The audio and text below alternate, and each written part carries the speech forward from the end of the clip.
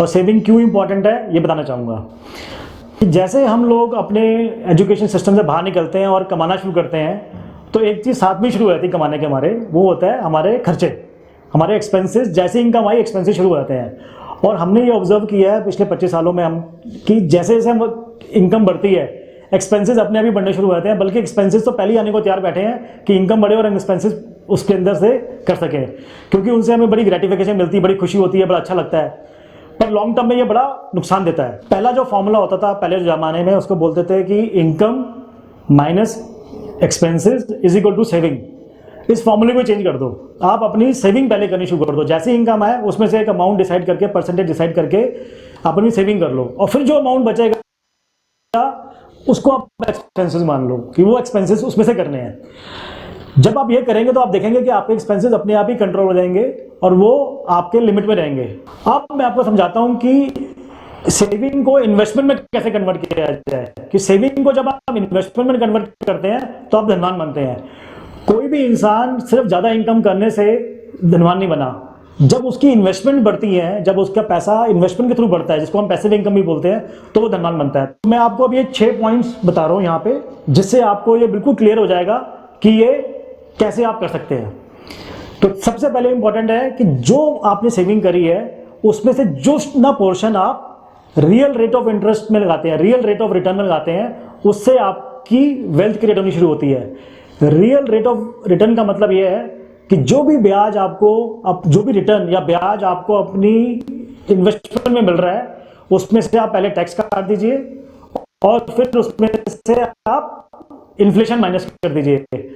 तो सपोज करो किसी बैंक एफडी में आपको 7% मिल रहा है और उसमें आपका 30% टैक्स जा रहा है, तो आपको 4.9 मिला, और इन्फ्लेशन 5% है, तो आपका 0.1 का एक साल बाद नुकसान हो गया। तो आपको जब लगता है कि आपका ब्याज बढ़ के पैसा बढ़ गया, पर एक्चुअल में उसकी परचेजिंग पावर जो है वो कम हो गई, मतलब उसकी जो actual real rate of return जो है वो कम हो गई, तो वो आपका पैसा ग्रो नहीं किया। दूसरा क्या है, ऑब्जेक्टिव। कि आप जब भी सेविंग करते हैं तो उसमें कोई ऑब्जेक्टिव नहीं होता, बस पैसा जोड़ना है, पैसा सेव करना है। पर जैसे ही आप उसको इन्वेस्टमेंट में कन्वर्ट करते हो तो आपका उसमें ऑब्जेक्टिव ऐड हो जाता है कि आप ये इन्वेस्टमेंट किस पर्पस के लिए कर रहे हो, और उसके अंदर आपका क्या पर्पस है कि लॉन्ग टर्म वेल्थ क्रिएट करनी है, तो वेल्थ क्यों क्रिएट करनी है। जब आप लॉन्ग टर्म वेल्थ क्रिएट करने की बात करते हो तो उसके अंदर आपका ऑब्जेक्टिव जुड़ जाता है। जैसे बच्चों की शादी है, अपना घर लेना है, रिटायरमेंट की प्लानिंग करनी है, तो वो सब चीजें उसके अंदर जुड़ जाती हैं। तीसरा क्या है, प्लानिंग।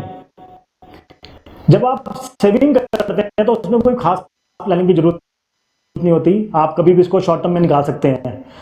पर लेकिन जब आप इन्वेस्टमेंट करते हैं तो उसके अंदर प्लानिंग की जरूरत होती है, और बहुत अच्छी प्लानिंग की जरूरत होती है। उसके लिए हम सजेस्ट भी करते हैं कि आप किसी प्रोफेशनल एडवाइजर को एंगेज करिए, जिससे कि आपकी प्लानिंग पूरी हो सके। चौथा, टेन्योर। जब आप सेविंग करते हैं तो उसमें कोई टेन्योर आपके दिमाग में नहीं होता, जनरली कोई दिमाग में टेन्योर नहीं होता। आपको हो सकता है 3 दिन में चाहिए, वो दोबारा हो सकता है 3 महीने में चाहिए, हो सकता है 8 महीने में चाहिए, 9 महीने में चाहिए।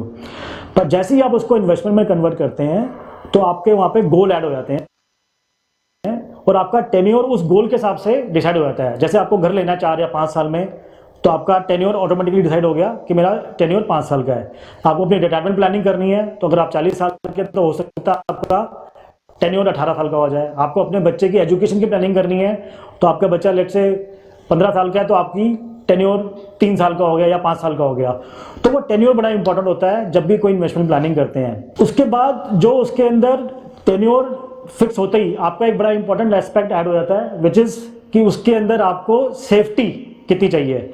जब आपके पास विदाउट टेन्योर वाला पैसा जो कि सेविंग होता है, उसके अंदर आपको सेफ्टी इमीडिएट चाहिए, बिकॉज आपको पता नहीं है कि वो पैसा आपको कब चाहिए। आपको 3 दिन बाद चाहिए, 3 महीने बाद चाहिए, उस टाइम आपकी पैसे की सेफ्टी बहुत जरूरी है। लेकिन आपको 5 साल बाद चाहिए, 15 साल बाद चाहिए, 10 साल बाद चाहिए, तो उसकी पैसे की सेफ्टी उस टाइम जरूरत है। उसके बीच में वो थोड़ा वोलेटाइल हो सकता है, ये बड़ा जरूरी है। क्योंकि अगर हम सारे सेफ इंस्ट्रूमेंट में डालते रहेंगे, जैसे हमने दिखाया कि रियल रेट ऑफ रिटर्न नहीं आता, तो हमारा पैसा आज तो सेफ हो जाएगा, पर 10 साल बाद रिस्क पे है।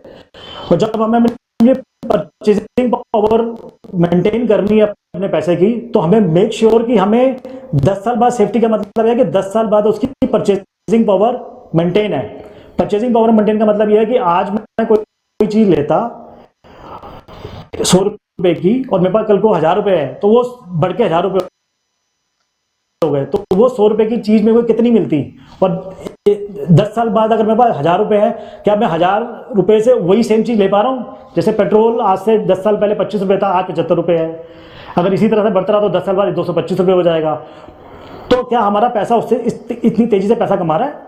तो ये हमें देखना है कि सेफ्टी आज जरूरी है या 10 साल बाद जरूरी है। फिर होता है कि ये पैसा हमें चाहिए कब, लिक्विडिटी, बीच में पैसा तो नहीं चाहिए। जैसे आपका सेविंग में पैसा होता है तो उसके अंदर आपको कभी भी निकाल सकते हो, कभी भी आप उसको खर्च कर सकते हो, किसी भी जरूरत के लिए ले सकते हो।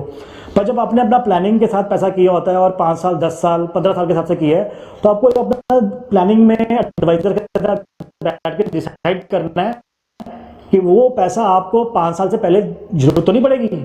अगर कोई जरूरत पड़ेगी तो आपने उसके लिए कोई गोल है, तो छोटा शॉर्ट टर्म गोल है, उसके लिए प्लानिंग की है कि नहीं की है। तो वो प्लानिंग करनी बहुत जरूरी है।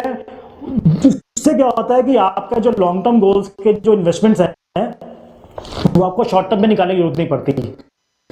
तो ये आपको बहुत हेल्प करेगी। अब मैं आपको बताता हूं कि इसमें कौन कौन से इंस्ट्रूमेंट या प्रोडक्ट अवेलेबल हैं, जिससे आप समझ पाए कि आपका कितना पैसा सेविंग में है और कितना पैसा इन्वेस्टमेंट में है। तो सेविंग का पैसा कई बार तो घर के लॉकर में पड़ा होता है, बैंक के लॉकर में पड़ा होता है, या आपके घर में ही होता है।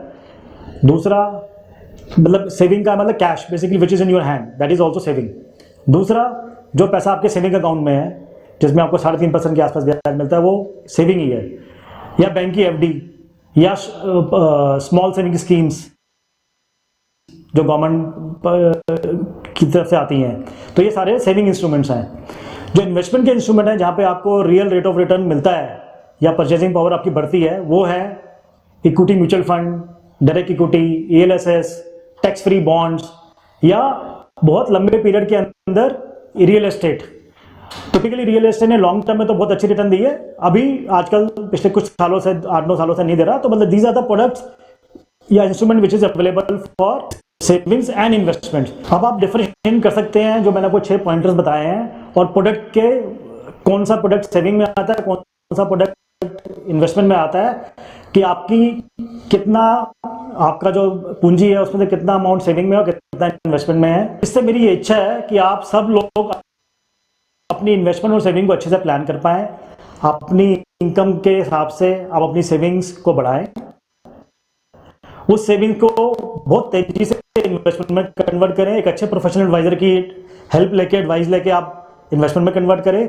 और उन इन्वेस्टमेंट से होगा क्या कि आपकी बहुत बड़ी एक वेल्थ क्रिएट होगी, और उस वेल्थ क्रिएशन से आप अपने लाइफ के सारे जरूरी गोल पूरे कर पाएंगे।